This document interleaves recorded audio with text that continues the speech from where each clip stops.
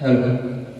આદરણીય આચાર્ય સાહેબ, વંદનીય ગુરુજીઓ, સ્ટાફ મિત્રો તેમજ વાલા વિદ્યાર્થી ભાઈઓ અને બહેનો, આજે હું તમને પ્લાસ્ટિકથી થતું નુકસાન અને પ્લાસ્ટિક મુક્ત ભારત વિશે થોડી વાત કરીશ, તો આપ શાંતિથી સાંભળશો. પ્લાસ્ટિકને પોષણ પર્યાવરણનું શોષણ. પ્લાસ્ટિકને પોષણ પર્યાવરણનું શોષણ. પ્લાસ્ટિકનો ઉપયોગ એક સદીથી વિવિધ ક્ષેત્રો અને ઉદ્યોગમાં થઈ રહ્યો છે. વાસ્તવમાં જો આપણે આપણી આસપાસ નજર કરીએ તો આપણને ઓછામાં ઓછી એક બે વસ્તુઓ તો સંપૂર્ણપણે પ્લાસ્ટિકથી બનેલી જોવા મળે છે. એના વગર દુનિયામાં ચાલે એવું છે નહીં. ખાસ કરીને ઓછા વજનની પ્લાસ્ટિકની થેલીઓ વિશ્વમાં સૌથી વધુ ઉપયોગમાં લેવાતું ઉત્પાદન માનવામાં આવે છે.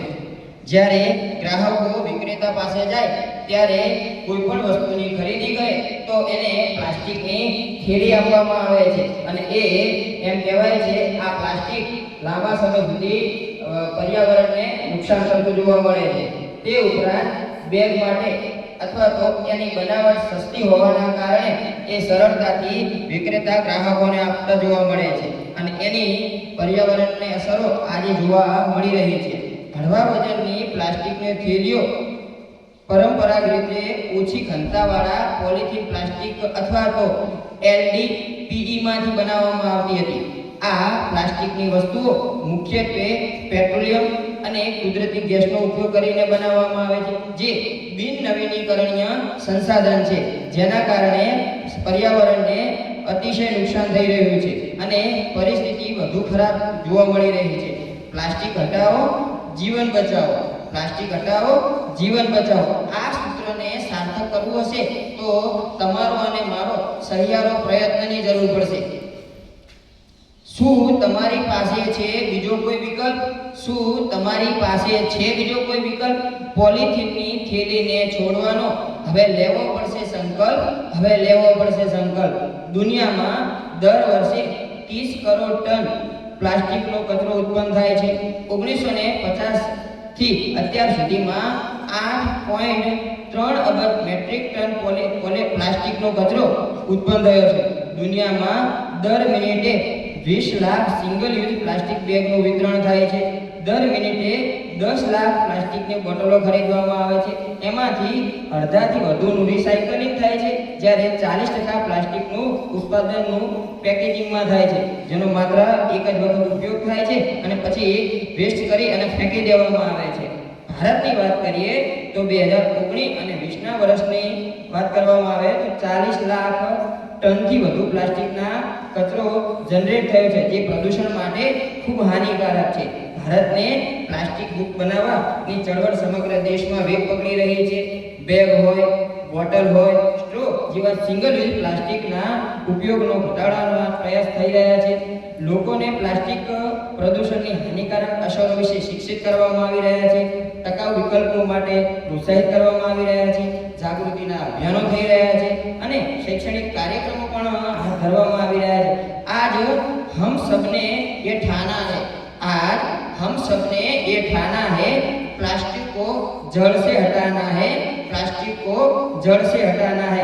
નાગરિકોને પર્યાવરણની અનુકૂળ પદ્ધતિઓ અપનાવવા પ્રોત્સાહિત કરવામાં આવી રહ્યા છે, જેમ કે પ્લાસ્ટિકની જગ્યાએ કાપડની થેલીનો ઉપયોગ કરવો, ફરીથી વાપરી શકાય એવા તેવી પાણીની બોટલોનું વહન કરવું, પ્લાસ્ટિકના કચરાનું રિસાયકલિંગ અને અપસાયકલિંગને પ્રોત્સાહિત કરવું પહેલ કરવામાં આવી રહી છે. આવો ઘર ઘરનો એક જ સૂર વગાડો. પ્લાસ્ટિકની થેલીને ઘર ઘરથી ભગાડો. ભારતના વિકાસને આવકારો. પોલિથીનને આપો જાકારો. પ્લાસ્ટિક ભારત સંક્રમણ માટે તમામ હિતકારકો સામૂહિક પ્રયાસોની જરૂર છે. વ્યક્તિ હોય, વ્યવસાય હોય, સરકાર માટે નવીન ઉકેલોની શોધ હોય અને ટકાઉ પદ્ધતિઓ અપનાવવા માટે સાથે મળીને કામ કરવું એ મહત્વપૂર્ણ છે. પ્લાસ્ટિક મુક્ત જીવનશૈલી અપનાવીને આપણે આપણા પર્યાવરણનું રક્ષણ કરીએ, ભાવિ પેઢીના સ્વાસ્થ્યનું રક્ષણ કરીએ અને આપણા રાષ્ટ્રના સર્વાંગી સુખાકારીમાં યોગદાન આપી શકીએ. સાથે મળીને ચાલો આપણે પ્રયત્ન કરીએ. છેલ્લે હું 2-4 સૂત્રો બોલીશ અને મારી વાણીને વિરામ આપી.